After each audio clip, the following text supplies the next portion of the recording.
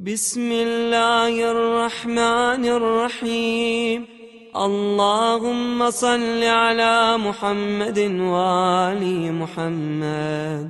يا من تحل به عقد المكاره، ويا من يفثو به حد الشدائد، ويا من يلتمس منه المخرج إلى روح الفرج، ذلت لقدرتك الصعاب، وتسببت بلطفك الأسباب، وجرى بقدرتك القضاء، ومضت على إرادتك الأشياء، فهي بمشيتك دون قولك مؤتمرا، وبإرادتك دون نهيك منزجرا.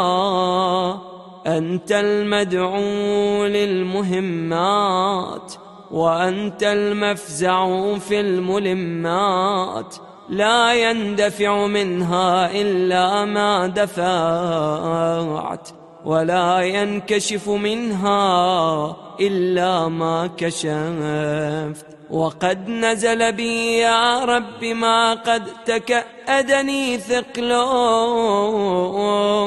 وألم بي ما قد بهضني حمله، وبقدرتك أوردته علي، وبسلطانك وجهته إلي، فلا مصدر لما أوردت، ولا صارف لما وجهت، ولا فاتح لما أغلقت، ولا مغلق لما فتحت، ولا ميسر لما عسرت، ولا ناصر لمن خذلت. فصل على محمد وآله، وافتح لي يا رب باب الفرج بطولك، واكسر عني سلطان الهم بحولك،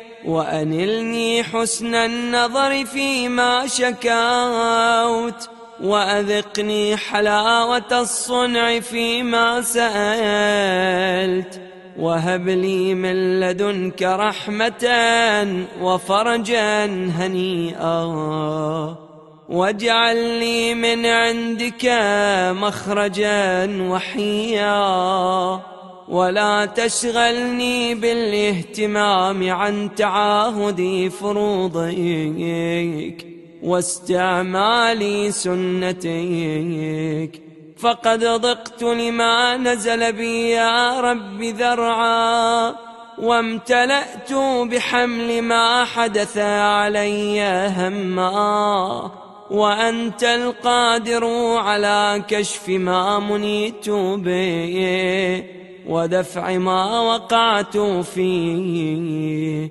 فافعل بي ذلك، وإن لم استوجبه منك يا ذا العرش العظيم.